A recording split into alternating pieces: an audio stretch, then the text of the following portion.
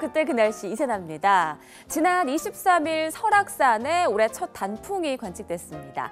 단풍은 일교차가 클수록 빨리 들기 때문에 산의 정상부터 시작되는데요. 전체 20%가 물들었을 때를 첫 단풍이 시작됐다고 봅니다. 올해는 예년보다 한 사흘이나 빠른 건데 여유된다면 이번 추석 연휴 동안 친척들과 단풍 구경 다녀오셔도 좋겠네요. 자, 오늘 그때 그 날씨는 1998년으로 한번 돌아가 보겠습니다. 당시 날씨부터 짚어볼게요. 시집 한 권 읽을까라는 제목입니다. 네, 98년도 오늘은 아마 푸르른 가을 하늘이 펼쳐졌던 모양입니다. 한반도에 지금 위성사진도 나와 있는데요. 전국에 약하게 구름이 덮인 정도였습니다. 이 정도면은 파란 하늘에 구름이 조금 지나는 정도로 맑고 푸른 가을 하늘 보기에 무리 없었겠네요. 이렇게 맑고 일교차 큰 전형적인 가을 날씨인 게 요즘과 좀 비슷한데요. 자, 그럼 다른 지면들도 하나씩 살펴보겠습니다. 한일 새어협정 타결이라고 나와 있습니다.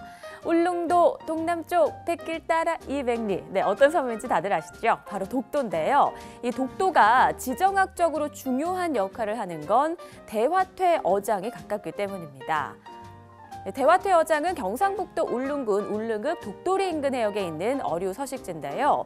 인근의 다른 깊은 바다와 달리 수심이 얕고 영양 염류가 풍부해서 각종 수산 자원이 넘치는 곳입니다.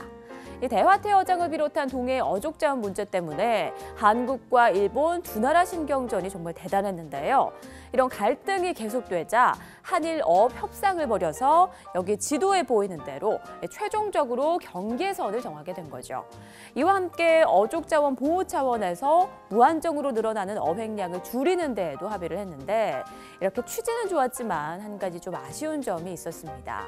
바로 우리나라 땅 독도의 주변 바다가 중간 수역으로 설정되면서 독도 영유권에 대한 국제적 분쟁 소지를 남겨뒀다는 점인데요. 지금도 잊을만 하면 들려오는 일본의 독도 망언, 쾌청한 가을 하늘처럼 하루빨리 좀 속 시원히 해결됐으면 좋겠습니다.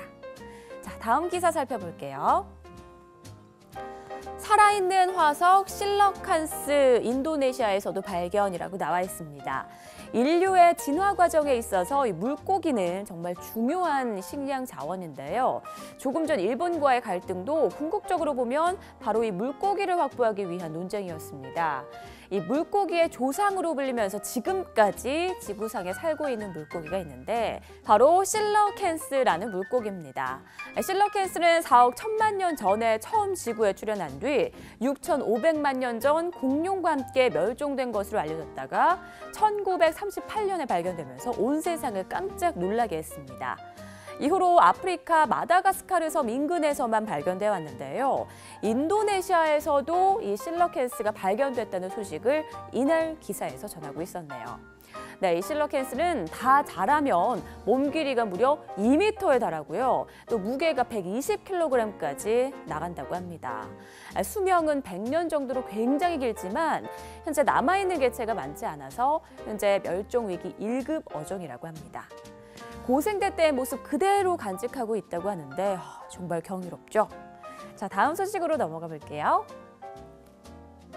부산국제영화제 막 올라라고 나와 있습니다. 네, 이제 세계적인 영화축제로 자리 잡은 부산국제영화제에 대한 소식입니다. 1996년에 시작된 부산국제영화제는 매년 가을에 열리며 여러 나라의 다양한 작품을 초청해서 상영하는데요. 지금 사진 속에 꽉꽉 들어차 있는 인파 보이시나요? 이 기간에는 다양한 작품들을 볼 수 있을 뿐 아니라 영화제가 열리는 곳곳에서 유명 배우들을 만날 수 있다고 하네요. 올해 부산국제영화제는 추석 연휴가 끝나고 다음 달 1일부터 열흘간 열립니다. 주반이라는 인도 영화가 개막작으로 선정됐다고 하는데 해마다 주요 영화들은 예매하지 않으면 관람하기가 무척 힘드니까요. 올해도 서두르는 게 좋겠네요. 지금까지 그때 그 날씨의 이세나였습니다.